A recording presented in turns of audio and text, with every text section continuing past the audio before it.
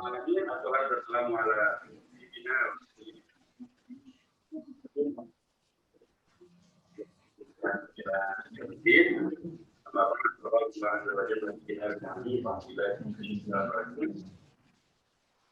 anak orang itu terkait ini kita lihat di lalu di utama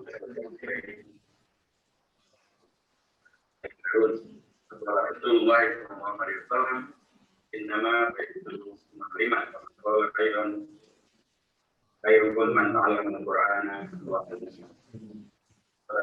Di pasal Rasulullah dari rahimahullah. Amin.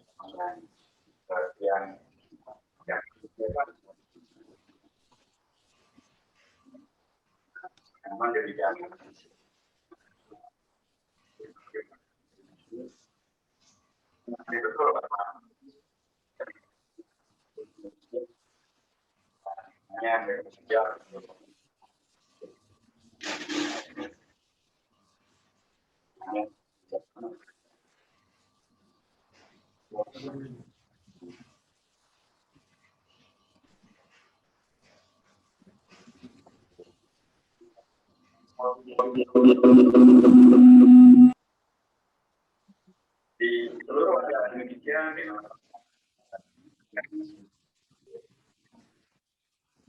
ini untuk menjadikan 4 pilar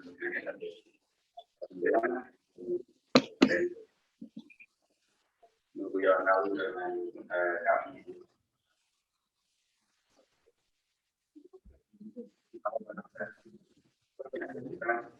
kerjasama dengan semuanya harus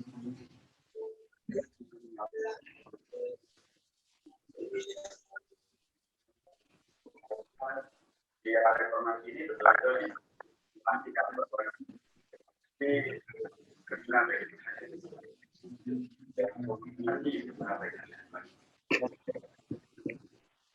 jalan dan menyajikan segala yang tidak jadi masih berada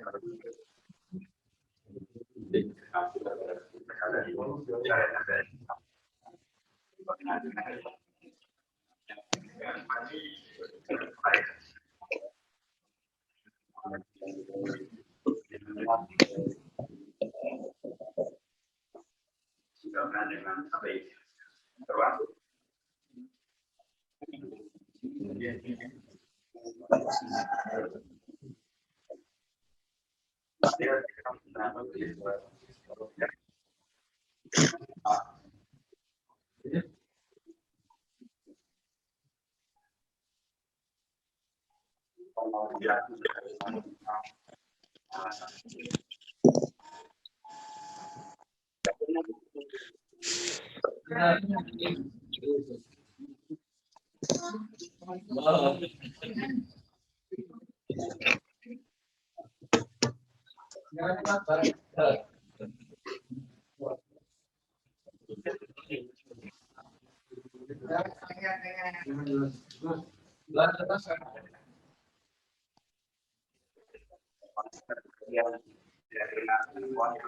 yang mendengarkan di ruangan ya jelas bagian dari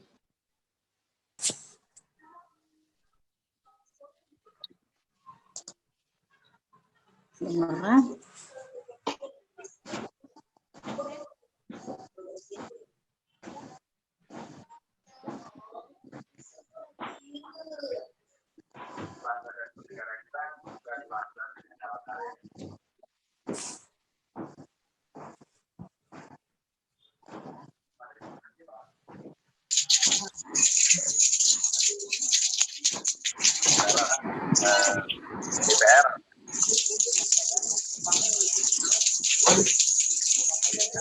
Iya, kalau pakai sendal jepit itu.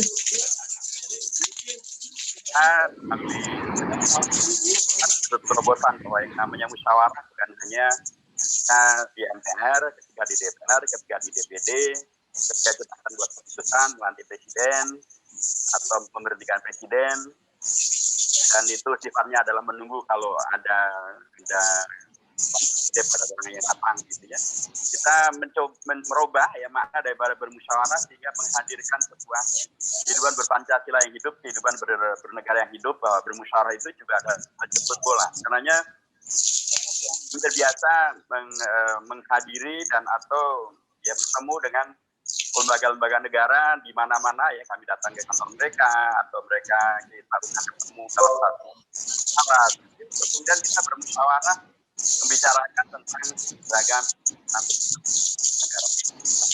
Yang hari ini adalah bagian daripada cara MPR untuk bermusyawarah langsung dengan rakyat, dengan masyarakat, ya, bagaimana hasil MPR hari ini bisa terus sampaikan dengan baik dan benar, bersenggara dengan baik dan benar, dan supaya kemudian nanti mempunyai efek yang betul-betul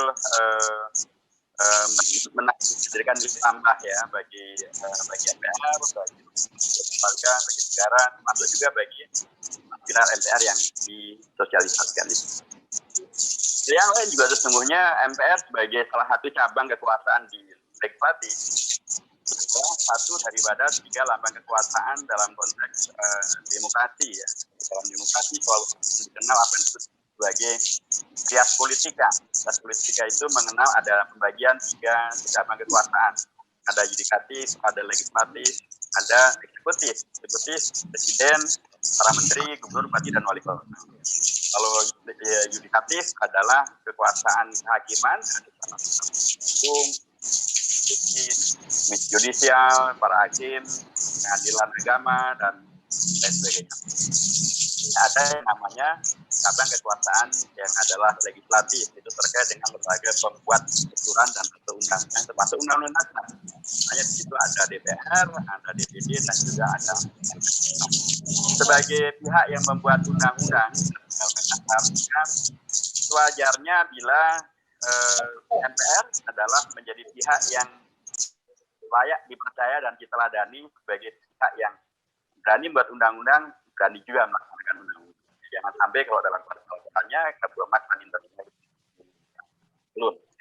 Kemudian kita menjadi munafik yang hanya bisa ngomong dan tidak bisa melaksanakan, hanya bisa beraturan tapi tidak bisa melaksanakan. Hanya berjanji tapi melupakan janji. Kami MPR mencoba untuk membuktikan bahwa sebagai lembaga pembuat undang-undang atau yang dikenai aturan undang-undang maka kita laksanakan. Nah, kalau ada yang saya hormati, ada undang-undang yang mengatur tentang MPR. Itu dulu namanya Undang-Undang MD3, MPR, DPR, DPRD, dan DPD. Nama undang-undang tentang namanya undang-undang tentang strukturan dan kedudukan MPR, DPR, DPD, dan DPRD. Sekarang namanya undang-undang tentang MD3. DPR, DPD, dan DPRD. Undang-undang tentang MD3 ini dulu nomornya nomor 11 2014, diperbarui pada periode berikutnya, yang intinya adalah sama, menugaskan pada MPR untuk melaksanakan sosialisasi terhadap 4 pilar MPR RI. Ada ketentuan itu, ada aturan itu, maka sangat seharusnya bila MPR melaksanakan sosialisasi ini. Jadi MPR dengan sosialisasi ini ingin menegaskan bahwa Indonesia yang menganut apa yang disebut dengan nasionalisme, mereka merujuk pada apa yang dilakukan oleh para patron, para pimpinan, ya, para tokoh, ya, atau para yang mereka rujuk. MPR sebagai salah satu rujukan dalam pembuatan undang-undang dan undang-undang dasar.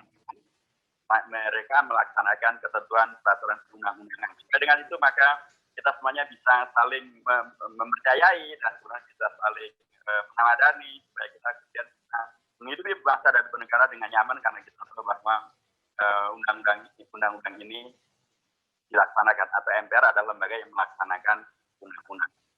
Dengan pendekatan ini Bapak dan Ibu hormati, saya ingin masuk kepada tema kita ya, dengan dikaitkan juga dengan Sumpah Pemuda, dikaitkan juga dengan Hari Pahlawan, dikaitkan juga dengan dan bagaimana ke depan kita semuanya dengan sosialisasi ini memahami lebih baik tentang berbangsa dan bernegara untuk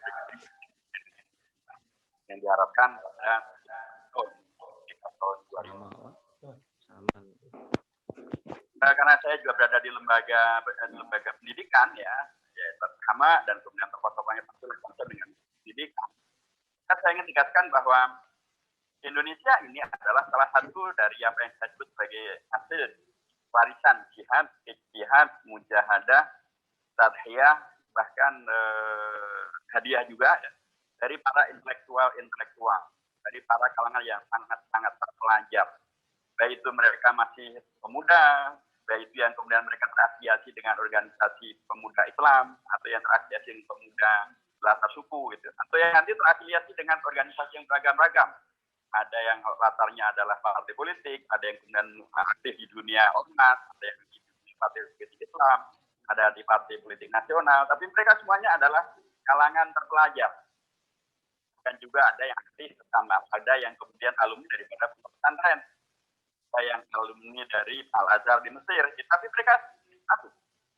Agama dan atau kebinekaan yang mereka hadirkan itu tidak menghadirkan konflik, tapi justru diwariskan kepada kita semuanya menjadi keteladanan bahwa keragaman dan kebinekaan yang dimiliki, yang terjadi dengan para tokoh bangsa sejak peristiwa Sumpah Pemuda tanggal 28 tidak menghadirkan konflik. PK pada tanggal 29 Mei, keragaman tidak menghadirkan konflik. Panitia 9 22 Juni tidak menghadirkan konflik. PPKI tanggal 18 Agustus menetapkan Undang-Undang Dasar tidak menghadirkan konflik. Ini saya kira satu hal yang amat sangat penting untuk kita garis bawahi. Bahwa pertama bangsa Indonesia, negara Indonesia itu adalah tadi yang saya sebutkan sebagai warisan jihad, ijtihad, mujahadah, tadhiyah, semua sudah berhadiah dari kalangan para bapak bangsa yang sangat belajar sejak mereka masih muda. Nabi misalnya waktu itu umurnya baru 25 tahun ketika beliau menuliskan tentang materi Sumpah Pemuda. Tahun muda. Dan kemudian beliau dan para tokoh nanti, termasuk ada tokoh dari kelompok pemuda Islam, Young Islamisten Bond, itu juga umurnya masih sekitar 20 sampai 25. Tapi mereka sudah sangat terpelajar. Tentu sudah punya keberanian untuk bertemu dengan kelompok masyarakat manapun di Indonesia dan tidak melihat mereka sebagai lawan, sebagai pesaing, sebagai musuh, sebagai pihak yang tidak bisa diajak untuk bekerja sama. Gitu. Tapi mereka adalah dan kemudian sepakatilah yang disebut dengan Sumpah Pemuda yang menghadirkan 3 prinsip yang sangat mendasar, 3 prinsip yang bila kemudian kita bandingkan dengan negara Filipina, ini betul-betul menjadi karunia yang luar biasa. Filipina sama dengan Indonesia adalah negara kepulauan. Sama dengan Indonesia adalah negara yang dijajah oleh asing. Nah, dijajah oleh Portugis dan oleh Amerika Serikat. Filipina yang dulu adalah juga kerajaan-kerajaan Islam di Manila, kemudian dibantu di Tour ke Manila, gitu, masih akan mudah didapatkan masjid dan peninggalan bangunan dari kerajaan Islam yang ada di Manila, dan bahkan istilah Manila itu sendiri adalah ungkapan yang dihasilkan dari ungkapan bahasa Arab ya di Manila, karena itu yang paling ujung paling jauh kita sudah satu lagi ya,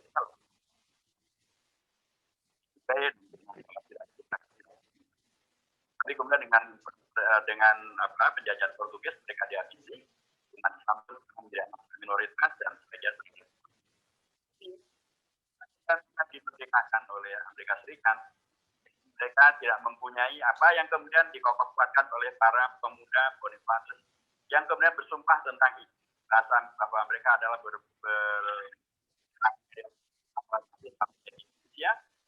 satu bangsa Indonesia dan berbahasa persatuan adalah bahasa Indonesia. Sampai hari ini kita tidak mempunyai bahasa nasional mereka sendiri. Ya mereka pakai bahasa Inggris, kan bahasa ya suku yang menggunakan bahasa mereka sendiri ya. Kalau di sana dan kemudian ada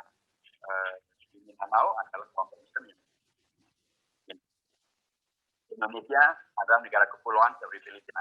Indonesia dijajah, bahkan lebih banyak lagi yang menjajah Indonesia.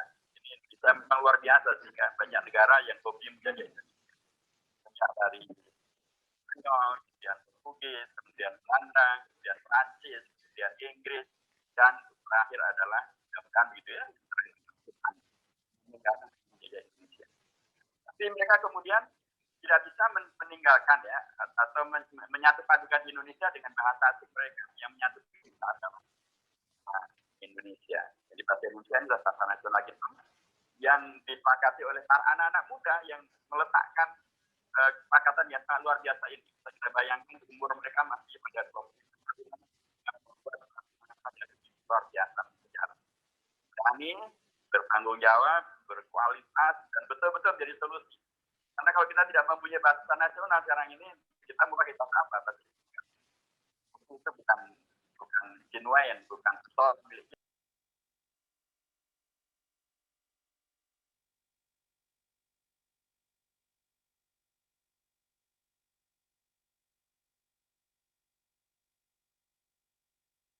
Latar adalah bahasa yang terbesar digunakan oleh anak-anak muda mewakili Indonesia atau kata-kata yang berasal dari bahasa Indonesia. Tapi orang Jawa pun juga yang ada di Java, gitu ya, mereka juga merelakan. Mereka tahu bahwa Indonesia bukan hanya Jawa, dan sebagian besar mereka justru adalah Muslim yang disatu padukan oleh bahasa Melayu, dan bahasa Melayu itu adalah bahasa yang dilakukan. Namanya di mana bila misalnya dalam ada kerakyatan yang dipimpin oleh hikmat, kebijaksanaan, musyawaratan, keadilan, sosial bagi seluruh rakyat Indonesia. Begitu banyak ungkapan-ungkapan dalam bahasa Arab yang kemudian masuk dalam bahasa Melayu dan kemudian menjadi bahasa Melayu. Jadi saya mengatakan bahwa bahkan untuk menghadirkan persatuan Indonesia melalui bahasanya, anak muda itu sudah memberikan negarawanan yang luar biasa. Mereka bisa mengalah, mereka bisa mempertimbangkan manfaat yang lebih besar, tidak lagi mempertimbangkan sekedar sukunya dan sukunya yang lebih besar, lagi manfaat yang lebih besar. Itulah Indonesia yang beragama Islam, yang beragama Islam yang menghadirkan bahasa Melayu yang menyatupadukan mereka, dan menghidupkan Indonesia. Saya menyampaikan bahwa capaian daripada Sumpah Pemuda ini juga dua hal yang satu pilar yang sangat luar biasa. Mari kita lihat apa yang terjadi dengan satu negara yang namanya Soviet. Soviet itu satu negara yang pada waktunya adalah atau pada masanya adalah negara yang berjaya, negara yang kuat. Harapannya pun, masya Allah dari ujung ke ujungnya itu sangat besar. Dan bisa lihat di peta bumi. Mereka adalah negara daratan, berbeda dengan Indonesia adalah negara kepulauan. Mereka adalah negara yang secara ekonominya sangat kuat, berbeda dengan Indonesia yang ratusannya. Mereka adalah negara yang secara militernya juga sangat ditakuti, baiknya Amerika Serikat. Sementara Indonesia membeli Sukhoi dengan ditakuti. Sukhoi Indonesia yang dibeli dari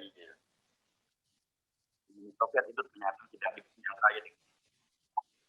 Hingga dikatakan bahwa Indonesia mempunyai pesawat sipil yang paling mahal di dunia, namanya Sukhoi. Ini itu bagaimana waktu itu negosiasinya, begitulah yang terjadi. Kemudian Uni Soviet juga adalah negara dengan intelijen yang sangat kuat. KGB itu adalah intelijen yang sebagai pejabat di BIN, dan kemudian SK-nya diupload yang sebagai Melayu. Jadi potensi Indonesia untuk kemudian menjadi buyar itu lebih besar daripada potensi buyar untuk Uni Soviet. Tapi Uni Soviet sudah buyar, sudah hilang bahkan dalam sejarah. Tidak ada lagi negara yang namanya Uni Soviet. Kita negara sudah sekarang terpecah dalam banyak negara. Pada tahun 91-92 ketika presiden daripada Uni Soviet adalah seorang yang Yunannya, orang Jabar, orang Sunda mengatakan beliau artinya dari Kiamin. Nama aslinya mah sesungguhnya adalah Jabur Bakir. Karena beliau sudah pindah ke Uni Soviet, maka berubah namanya menjadi Mikhail Gorbachev. Mikhail Gorbachev membuat satu terobosan untuk memajukan negaranya, namanya adalah Glasnost dan Perestroika.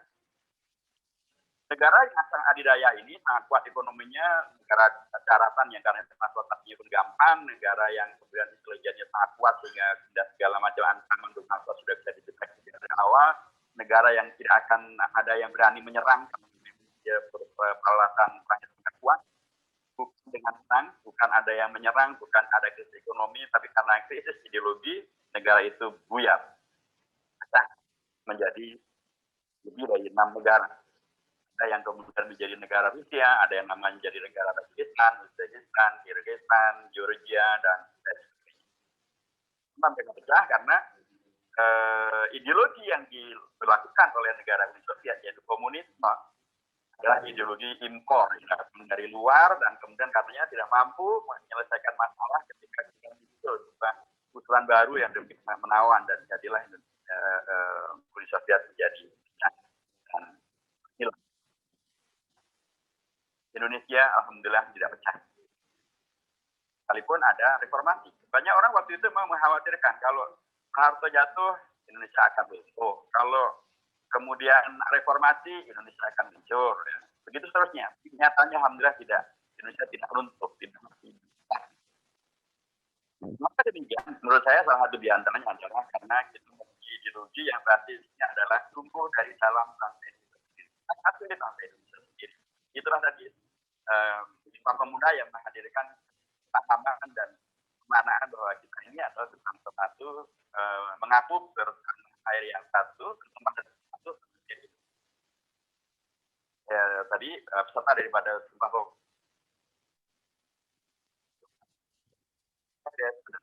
apa? Ada dari Jong Ambon, ada pemuda Betawi, ada pemuda Indonesia, dan ada dari Jong Islam Bon, pemuda. Kita beragam-agam itu kan, karena menyepakati. Jadi ini adalah kesepakatan dari dalam sendiri, dan tentulah kalau itu adalah kesepakatan sendiri, disepakati akan disepakati dengan muslim, dari itu yang terjadi. Sehingga bisa tidak menjadi tekan ketika ini juga yang kedua,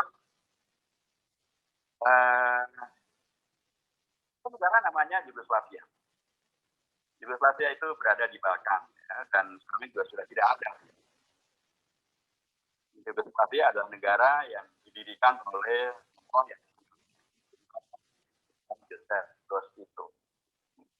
Nah, ini ketika kemudian Joseph Broz Tito meninggal, kan negara ini juga meninggal dengan perang dan konflik perang yang waktu itu kita dan kemudian negara ini pecah ke dalam lebih dari 4 negara. Ada Bosnia Herzegovina, ada Serbia, ada Montenegro, ada Kosovo, dan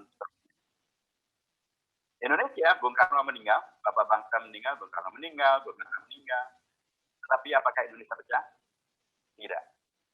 Mengapa Indonesia tidak pecah? Karena lagi-lagi Indonesia tidak membasiskan kepada figur para pendiri, figur dari Bapak Bangsa, tapi membasiskan pada kesepakatan yang begitu luar biasa dihidupi oleh bangsa Indonesia. Semua pemudanya, kemudian Pancasilanya, hasil kompromi, kesepakatan yang luar biasa.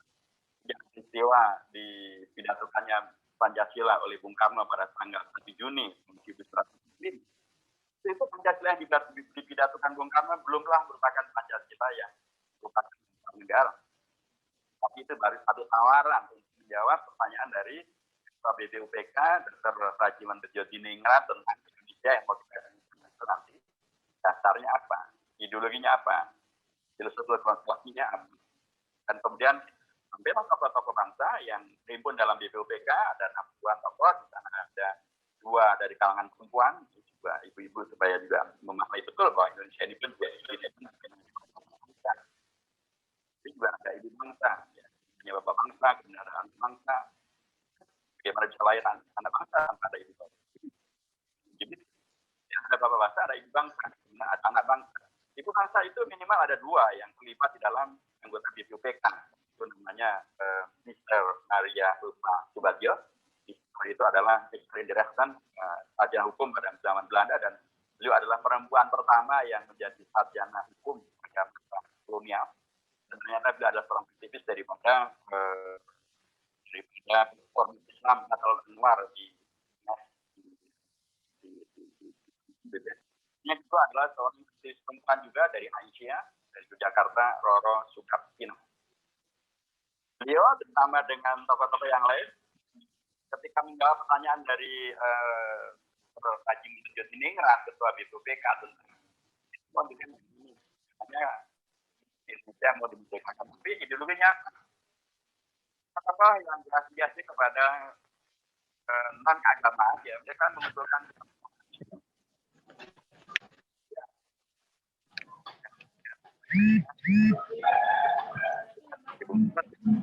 itu sila-silanya memang 5, tetapi baik kontennya, isinya, urutannya tidak sama dengan Bung Karno.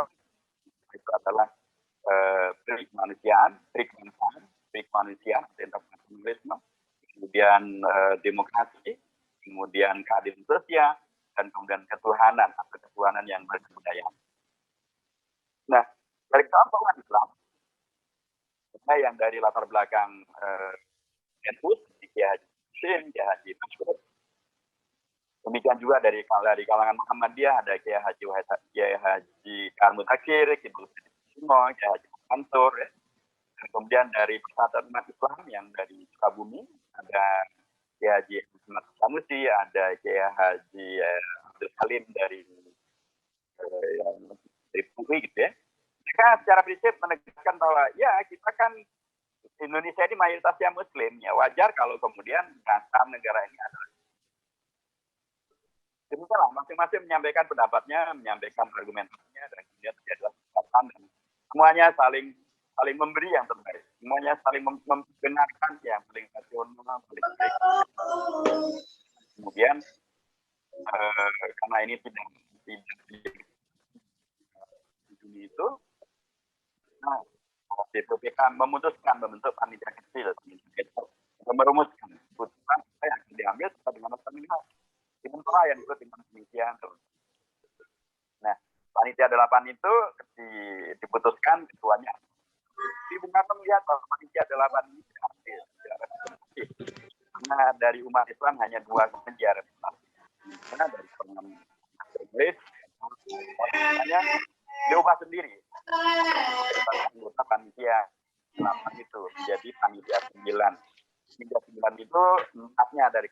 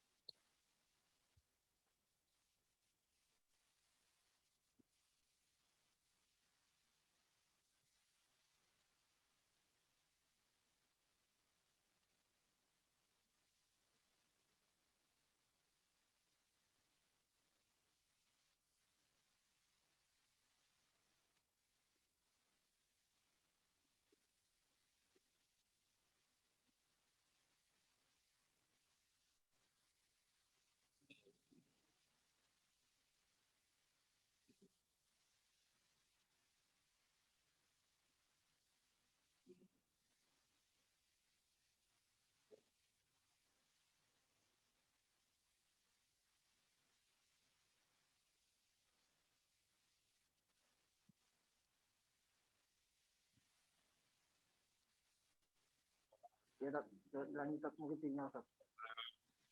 Ya, Tat. Silakan dilanjut, Tat. Silakan dilanjut, Tat. Kedengeran nggak, Sat? Nggak kedengeran, Sat, ya? Bapak Ibu yang saya hormati, saya akan coba lanjutkan. Nanti kalau ada tanya-tanya, tulis saja di chat ya, Bapak Ibu yang hormati, sampaikan saya.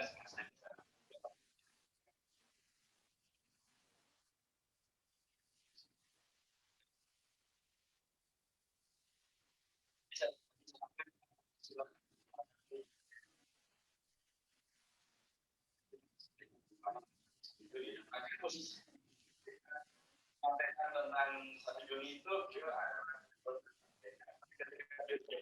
adalah PPK ya. Dan ketika beliau menjadi di Panitia 9, beliau adalah ketua Panitia 9. Dan nanti beliau juga ya jadi ketua PPKI. Dan ketika beliau menjadi ketua itu, ketua BBB, ketua Panitia 9, ketua PPKI, dia kemudian menyepakati rumusan Pancasila yang menjadi dasar Pancasila 1 Juni. Di Pancasila yang kemudian finalnya pada tanggal 18 Agustus, yang kita mengetahui bahwa Pancasila itu terdiri dari Tuhan Yang Maha Esa dengan sebuah penegasan yang disampaikan penjelasannya dari bangsa. Dan kemudian itu diakui oleh dekret tanggal 9 Juli tahun 1959 bahwa yang dimaksud dengan ketuhanan Yang Maha Esa, yang dimaksud Yang Maha Esa adalah sehingga ketika ada yang kemudian mencoba untuk menyelewengkan Pancasila dan kemudian merubahnya menjadi Pancasila 1 Juni, itu jelas historik, bertentangan dengan sejarah dan bertentangan dengan keputusan dan kesepakatan para tokoh-tokoh bangsa. Ya, ada yang kemudian menafsirkan ketuhanan itu adalah ketuhanan dengan ketuhanan berkebudayaan sesuai dengan yang disepakati. Kalau itu adalah ketuhanan dengan dasar kemanusiaan dan beradab, itu disetujui oleh para tokoh bangsa. Para tokoh bangsa menyepakati bahwa ketuhanan itu adalah ketuhanan Yang Maha Esa dengan makna yang disampaikan oleh Bung Khalidi Bangsa Kusuma, Ketua PP Muhammadiyah waktu itu, bersama dengan yang disetujui juga nanti oleh Yayu Hashim dan oleh itu yang dimaksudkan dengan Yang Maha Esa adalah tauhid, adalah din. Jadi saya mengatakan Bapak dan yang saya hormati, inilah ideologi dasar Indonesia yang membuat kita tetap bersatu. Sekalipun Bung Karno meninggal, sekalipun Bung Hatta meninggal, kita tidak menjadi besar. Kenapa? Karena ideologi yang dimunculkan di Indonesia ini bukan seperti komunisme yang dicangkokkan dari luar, dipaksakan atau dicangkokkan. Juga karena kita tidak menganut pada sekedar sistem figuritas, figur ya. Bung kalau ketuanya meninggal, maka negaranya meninggal, kasus mati.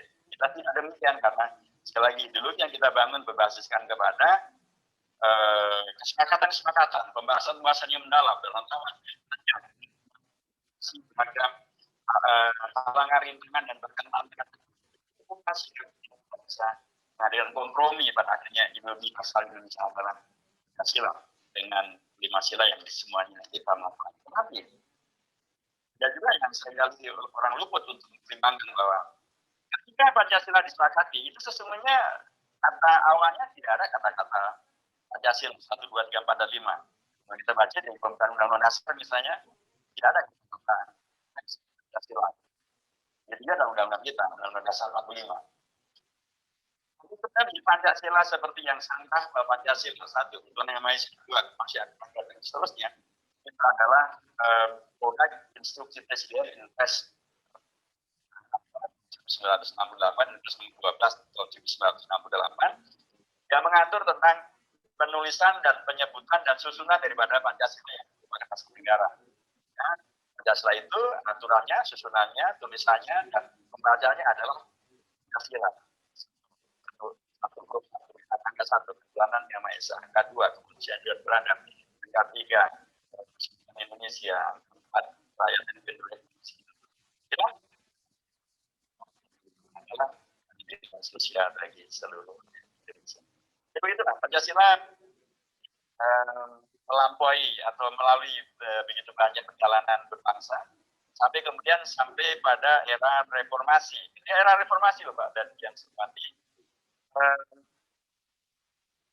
jadilah tuntutan dari kawan-kawan mahasiswa generasi milenial bahasa kita sekarang Karena masuk waktu itu generasi reformasi membuat 6 tuntutan. Salah satu di antara tuntutannya adalah amandemen terhadap undang-undang. Jadi maksudnya adalah untuk agar tidak terjadi kekuasaan yang tidak ada batas akhirnya, seperti misalnya, karena di sini mengatakan presiden wakil presiden memangku jabatan selama 5 tahun dan dipilih kembali. Saya sih sebut sekali ya sekali saja, tetapi karena ini adalah orang Jawa, gitu ya, itu bisa artinya adalah ya seperti ke Bogor, ke Bandung, ke Bojonegoro, ke Bangka Belitung dan lain sebagainya. Ya, kemudian mananya menjadi bias, sehingga Hatta bisa terpilih lagi 5 tahun sampai dan hampir 34 tahun atau 30 tahun beliau memimpin Indonesia. Seharusnya hanya dituntutlah amandemen agar tidak terjadi penumpukan kekuasaan dalam waktu yang lama yang potensial menjadi. Karena pasal 37 dari Undang-Undang Dasar itu tidak terlalu rigid mengatur tentang perubahan Undang-Undang Dasar. Undang-Undang itu ada yang asli itu tidak menentukan tentang syarat perubahan Undang-Undang Dasar, dapur siapa, jumlah pelajar berapa, bagaimana caranya, tidak ada. Yang penentukan hukum dan itu bisa dilakukan oleh dilakukan setelah itu disampaikan dan kemudian terjadi perubahan dasar yang tadinya diharapkan hanya terkait dengan masalah masa jabatan presiden melebar kemana-mana. Jadilah perubahan itu sangat dahsyat, bahkan nama undang-undang dasar itu tidak lagi tadinya hanya sekedar dihatikan saya ujung-ujungnya duit.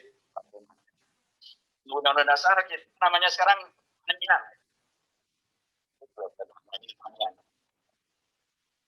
Undang-Undang Dasar kita adalah Undang-Undang Dasar Negara Republik Indonesia tahun 1945. Itulah nama Undang-Undang Dasar kita. Itu sah konstitusional karena yang menyebut nama itu adalah MPS Lembaga Tertinggi Negara pada waktu itu pada zaman PNS saya 2002 sampai atau 19 tahun 2002. Dan itu juga penyebutan yang disebut oleh Bung Karno dalam dekretnya pada tanggal 9 Juli tahun 1949. Yang mengatakan bahwa nama Undang-Undang Dasar itu juga sudah berubah di semuanya. Kontennya juga berubah sangat luar biasa. Dari jumlah babnya saja tadinya 16 bab sekarang menjadi 21 bab. Kalau jumlah pasalnya tadinya 33 pasal sekarang menjadi 73 pasal. Kalau jumlah ayatnya tadinya 40 ayat dari 170 ayat.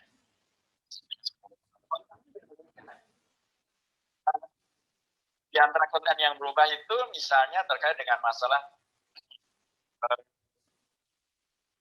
pendidikan ya, masalah pendidikan. Dulu di dalam Undang-Undang Dasar sebelumnya tidak ada kata-kata tujuan pendidikan nasional yang dibuat oleh pemerintah. Tidak ada juga apalagi istilah iman dan takwa dan akhlak mulia. Mengusulkan agar iman dan takwa itu dimasukkan ke dalam GBHN, Undang-Undang Dasar. Itu pun mendapatkan penyikapan yang luar biasa, yang bersangkutan dipecat dari keanggotaan di MPR. Karena beliau adalah anggota dari si melalui amandemen itu pasal 301 ayat 3 jelas sekali dimasukkan ketentuan tentang apa tujuan pendidikan nasional. Sampaikan di sana tentang pemerintah menyiapkan suatu pendidikan nasional yang meningkatkan keimanan, ketakwaan, pelajaran mulia dalam rangka mencerdaskan kehidupan bangsa. Dikeluarkan lagi nanti di pasal 31 ayat 5 bahwa negara memajukan ilmu dan teknologi dengan menjunjung tinggi agama dan dalam rangka untuk menyatukan kehidupan bangsa. Dan itu semuanya dibiayai oleh negara dengan pasal 31 ayat 4. Negara mempersiapkan sekurang-kurangnya 20% dari APBN dan APBD untuk memenuhi realisasi daripada tujuan pendidikan nasional. Luar biasa. Jadi pendidikan nasional Indonesia tidak boleh dibawa menjadi pendidikan yang liberal, pendidikan yang kapitalis, pendidikan yang sekuleris, apalagi pendidikan yang komunis dan agama. Itu bertentangan dengan Undang-Undang Dasar. Jadi kalau misalnya ada yang kemudian di mana-mana mengikuti gayanya Macron gitu ya, dan kemudian dengan alasan bebas berekspresi, kemudian mengajarkan tentang perilaku-perilaku yang justru melecehkan agama, ya itu pasti bertentangan dengan Pancasila, bertentangan dengan Undang-Undang Dasar 45, Undang-Undang Dasar Negara Republik Indonesia tahun 1945. Nah, misalnya juga kalau kita lihat di dalam yang sangat terkait dengan dunia pendidikan juga, hubungannya dengan masalah pendidikan antara sudah menjadi bagian daripada hak asasi manusia yang penting untuk dipenuhi. Masuk juga menjadikan nilai agama sebagai bagian daripada yang harus diwujud di dalam memperlakukan dan atau menyikapi ayat 2 kita menyampaikan bahwa beberapa hak saya harus dulu pada pembatas dengan diantaranya peraturan agama yang berlaku di Indonesia, sehingga misalnya kelompok LGBT misalnya menuntut untuk mereka mendapatkan konstitusional di Indonesia tidak bisa. Kenapa tidak bisa? Karena pasal 28C menegaskan bahwa tuntutan hak asasi manusia itu boleh kalau tidak bertentangan dengan ajaran agama. Sementara jelas sekali tidak ajaran agama apapun bagi Islam yang memberikan penyimpangan yang bernama LGBT atau PKI misalnya yang ingin tampil kembali di Indonesia dengan alasan hak asasi manusia, dengan alasan demokratisasi, ya nggak boleh. Kenapa tidak boleh? Karena PKI selain dilawan oleh TPNS tapi juga dia bertentangan dengan agama apapun di Indonesia. Ini semuanya adalah bagian daripada ketentuan undang-undang dasar yang akan hasil dari reformasi. Termasuk hal ini adalah sebentar lagi di mana-mana akan berlaku pilkada. Itu dalam undang-undang dasar sebelum perubahan tidak ada yang namanya pilkada. Itu tidak ada. Di undang-undang dasar sebelum perubahan itu nggak ada pemilu, nggak ada pilkada. Yang ada hanyalah penegasan tentang kedaulatan hadir Presiden, MPR membuat GBHN, MPR menjadi mandataris Presiden menjadi mandataris MPR. Gitu. Dulu Presiden dipilih oleh rakyat, sekarang rakyat yang memilih Presiden. Gubernur dan wali kota dipilih oleh DPRD. Sekarang DPRD yang memilih gubernur Bapeten. Dulu ada pasal tentang di undang-undang pasal 22E itu adalah ayat 2-nya tentang pemilihan umum yang berlangsung secara fair dan jurdil selama 5 tahun sekali dan DPD dan DPRD pasal 22E ya 2. Presiden pasal 6 ayat 1 dan ayat 2 pemilih gubernur bupati dan wali kota diatur di pasal 18.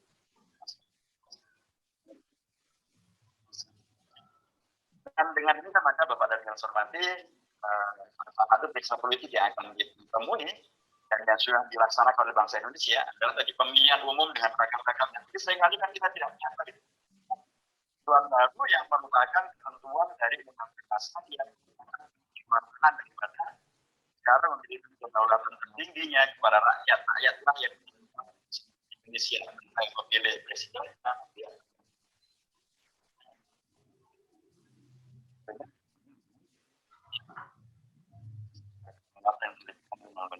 Sehingga memilih dengan benar malah menjadi golput, kita kemudian malah menjadi mungkin golput juga akan dengan itu tidak semua. Kalau tetapnya hanya demikian ya sih juga tidak akan semua tapi sih yang mengetahui itu. Soalnya nggak pernah terkenal seperti itu. Jadi ada yang mungkin mengkhawatirkan dan tidak mau ikut pemilu dan pilkada dengan alasan itu semuanya sistem negara. Negara juga diberlakukan di kelompok mereka.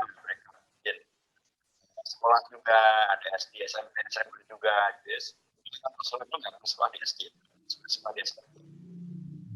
Jadi saya mengatakan bahwa pemilu pilkada itu ya sama saja dengan radio, sama dengan TV, sama dengan yayasan, sama dengan isi, sama dengan dia adalah bagian dari amal. Dia di situ diperbolehkan selama memang tidak dalam mereka untuk mengajar syariat. Ya tentu saja kalau kita setiap kita konteks yang terkait dengan lembaga pendidikan maupun juga serta bangsa dan negara bermasyarakat tentu tidak untuk memiliki siap itu tidak untuk menghadirkan yang mungkar tapi justru untuk menghadirkan yang koreksi terhadap maksiat dan koreksi terhadap penyimpangan dan menghadirkan kemaslahatan kemaslahatan untuk melanjutkan kemaslahatan membawa kepada segala yang membawa kepada sebenarnya saya ingatkan agar tentang pilkada ini betul-betul dimaknai sebagai hal yang sangat pentingkan, karena itu adalah kedaulatan yang oleh Undang-Undang Dasar diberikan kepada rakyat, dan ketika dia diberikan tentu dengan sebuah keyakinan keseluruhan bahwa rakyat akan bisa memberikan kedaulatan yang terbaik, supaya dengan hasil baik itu hasil yang kita akan berdampak kepada kebaikan lingkungan, kebaikan bangsa, kebaikan negara, kebaikan kota, kebaikan hasil. Makanya jangan kedaulatan rakyat ini tadi diremehkan dengan golput, dengan ajo-ajo, dengan kesalahan, bahkan kemudian dijual murah dengan sembako. Saya demikian, kedaulatan rakyat ini nilainya luar biasa. Karena dia adalah salah satu dari perjuangan reformasi, dan karena kita berada di zaman NI, maka saya bahwa tentu ketika pemerintah dan DPR dan Undang-Undang memberi ruang untuk pemilihan kepala daerah dan rakyat, tentu bukan untuk menyenangkan rakyat, itu bukan untuk kita rakyat berada dalam kondisi yang berat akibat daripada COVID-19, tapi justru agar dengan pilkada itu bisa menjadi bagian daripada solusi COVID-19 juga bisa diatasi dan masyarakat bisa menjadi sehat, dan karenanya melaksanakan betul semua yang terkait dengan masalah protokol COVID-19. Jangan sampai pilkada malah menjadi fitnah baru ketika dia menjadi tuduh atau fitnah menjadi yang sesuai masalah daripada pembongkaran fitnah. Kita ada yang buruk, tetapi ada dua yang tidak buruk, yaitu tentang Undang-Undang Dasar itu disepakati tidak terjadi perubahan. Dan di antara Undang-Undang Dasar adalah Pancasila yang final, 18 Agustus, yang adanya awalnya adalah tentang kemudian dilakukannya deklarasi Bung Karno 1959, itu menegaskan bahwa piagam Jakarta bisa terpisahkan dan menjiwai Jakarta. Sekarang piagam Jakarta jadi negara konstitusional, jadi satu yang tidak bisa ada konstitusi yang sangat biasa. Pancasila 18 Agustus dengan piagam Jakarta, dan kemudian MPR pada waktu itu ketua PP Muhammadiyah beliau dari fraksi reformasi pertanggungan antara partai dan partai keadilan. Dan kemudian beliau sebagai ketua fraksi, sebagai ketua partai PAN dari fraksi reformasi, ketua MPR waktu itu ketok palu tentang Undang-Undang Dasar ini tidak bisa hasil yang selesai pada 18 Agustus. Kemudian bisa diringkas sila, bukan yang kemudian ketuanannya maesanya bisa diubah ketuanannya. Kayak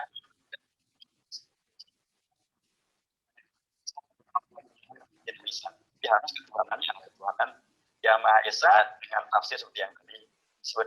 Dan yang kedua adalah dalam konteks tadi, maka yang wajar bila kemudian umat Islam atau umat agama menolak ya, dan KIP itu ya kemudian mengingkari semuanya tentang Pancasila yang final, Pancasila 18 Agustus. Dalam KIP itu dulu masih dilokasi istilah keduanya kaya dan sebagainya. Ya syukurnya sih semua akhirnya sepakat untuk kemudian dengan istilah kemudian dihapus kembali untuk kesepakatan menjadi Pancasila 18 Agustus. Masuk kemudian mau menerima untuk dimasukkannya KPR seperti itu. Kemudian berdasarkan sekarang mengingatkan saya bahwa itu memang sesuatu yang panduan kedua yang disepakati itu tidak dirubah adalah tentang NKRI. NKRI ini satu dikunci yang 7 bahwa Indonesia negara kesatuan berbentuk republik itu dikunci tentang bentuk negara kesatuan di Indonesia tidak bisa dilakukan selesai. Dalam konteks kita umat Islam yang banyak yang saya sebutkan bicara tentang sebagai tenaga mati. Pada waktu bersamaan sering mempermasalahkan tentang posisi dari umat Islam dengan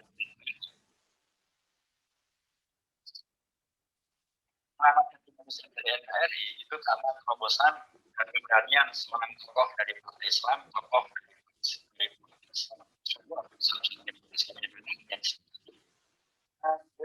fraksi partai Masyumi di DPR bisa sedikit.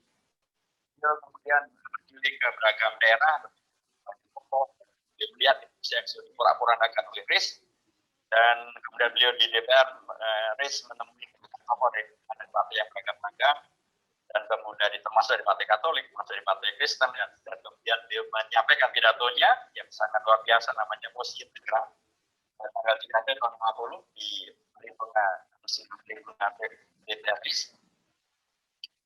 Daripada pidato itu adalah untuk agar Indonesia kita bisa merdeka dari tanggal 18 Agustus, 1 hari setelah proklamasi kemerdekaan Indonesia. Pidato dari Bung Muhammad Nasir itu diterima oleh Bung Hatta si Perdana Menteri dan kemudian Republik Indonesia Presiden dan kemudian pada 17 April tahun 1950 diproklamasikanlah Indonesia menjadi pemerintahan. Pesan ini yang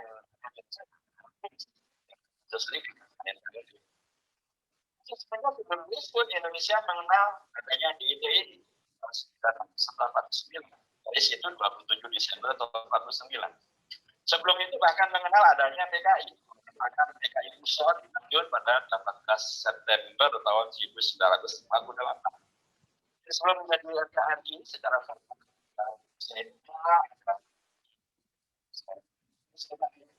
menjadi sebagai DIY di Jawa Barat, Mas Beliau, ada yang ingin menjadikannya sebagai RIS.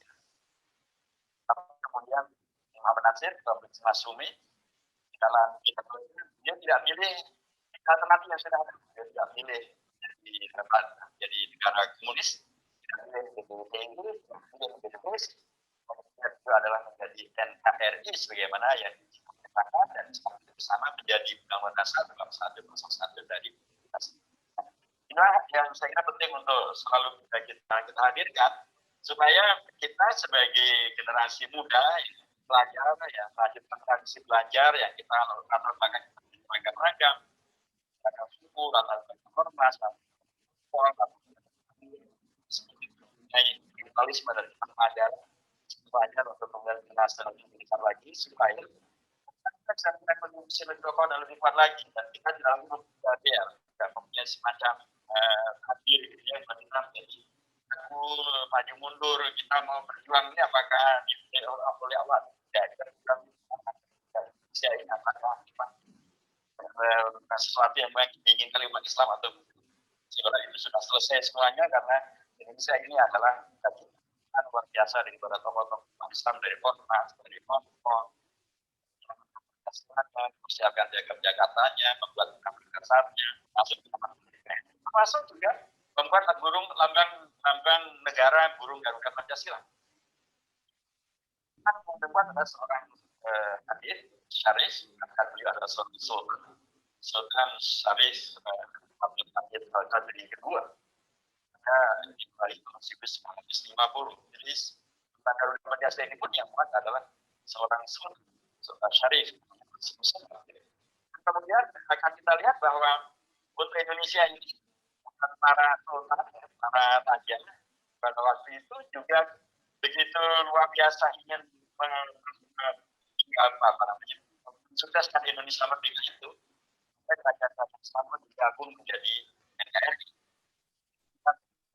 Di Sultan Hamengkubuwono ke-9, Raja Jawa di Jogja itu, beliau dengan sukarela, dan beliau mengundang untuk ibu kota dipindah ke Jogja, ya, jadi kawan-kawan dan beliau hanya menerangkan antara ke Indonesia, tapi bahkan beliau kasih uang, ya, untuk kemudian agar pemerintah Indonesia bisa berdiri, bisa eksis. menyelamatkan masuk uang di Indonesia. Dipimpin oleh Sultan Hamengkubuwono ke-9, tidak sedikit, sekitar 6 juta lebih, setara sekitar 600 miliar rupiah. Saya bayangkan 600 miliar rupiah kalau sama National Gedung bisa berdiri di sini. Beasiswa sudah bisa diberikan. Ya, itu Sultan Jogja. Nanti ada lagi Sultan Syarif Qasim kedua di Kesultanan Siak Indrapura. Di nama beliau sekarang menjadi nama Lembaga Internasional di Baru. Waktu itu bahkan dengan sukarela menyerahkan seluruh kekuasaan beliau dan tanah yang diberi pelajarannya di Malaysia, tidak boleh anak turunnya menuntut warisan. Maka beliau serahkan mahkota beliau dari emas itu diberikan kepada Indonesia dan bahkan beliau memberikan uang kepada Indonesia. Jogja 6 miliar, 6 juta, ini 13 juta golden. Setara dengan 1,3 triliun rupiah. Sultan yang gelarnya saja sangat dahsyat ya. Sultan Jogja itu gelarnya kan Senopati Nalogo.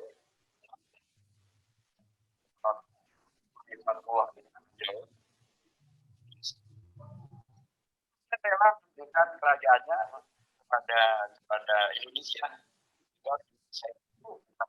Dari Indonesia ini menjadi agama, Tuhan, anti Islam, dolimi umat Islam, atau kemudian malah menjadi komunis, menjadi radikalis, atau menjadi liberalis, atau menjadi kapitalis, tapi tidak. Harapannya adalah agar Indonesia merdeka betul-betul satu bangsa bagi bangsa dan negara yang citra dan maksudnya yang jumlahnya.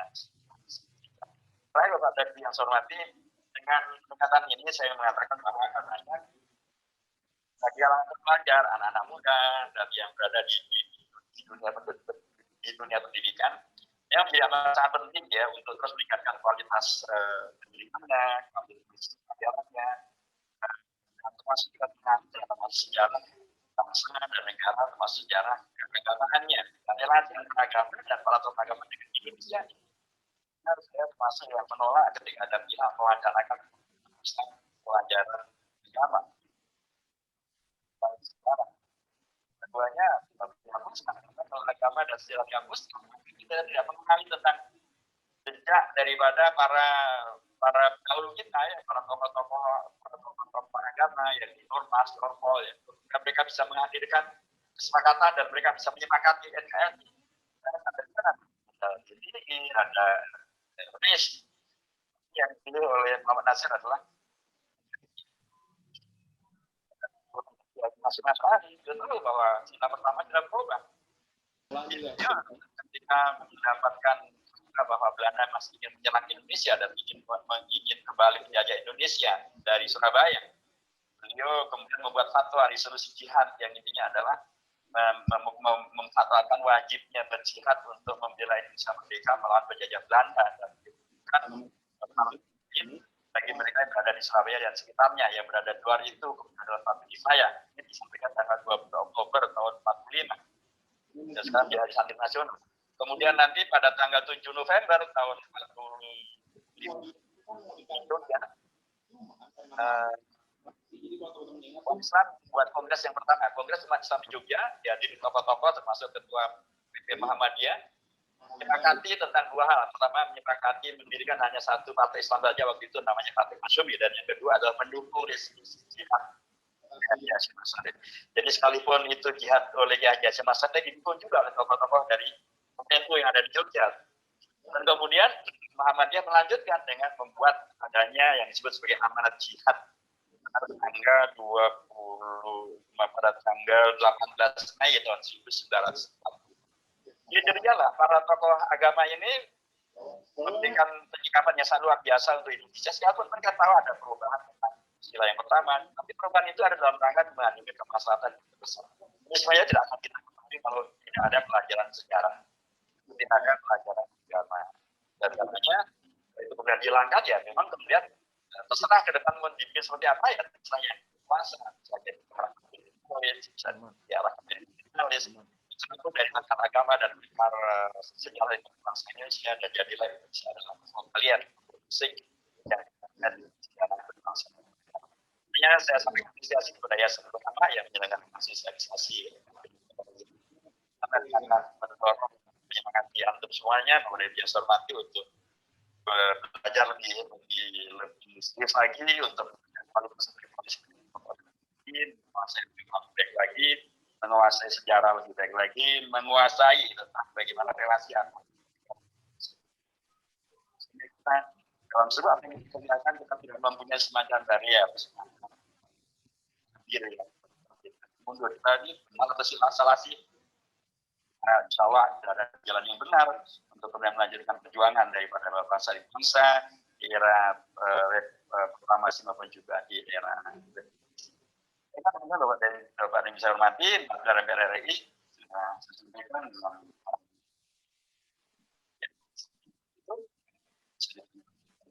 dengan keragaman yang telah disampaikan oleh banyak orang tadi, itulah penanganan dari penanganan pendidikan dan sekaligus memberikan penanganan yang konstruktif yang bisa membangun Indonesia dari yang bisa bubar seperti Yugoslavia maupun terima kasih sekali lagi barakallahu fikum jami'an wal muwaffiq ila thoriq.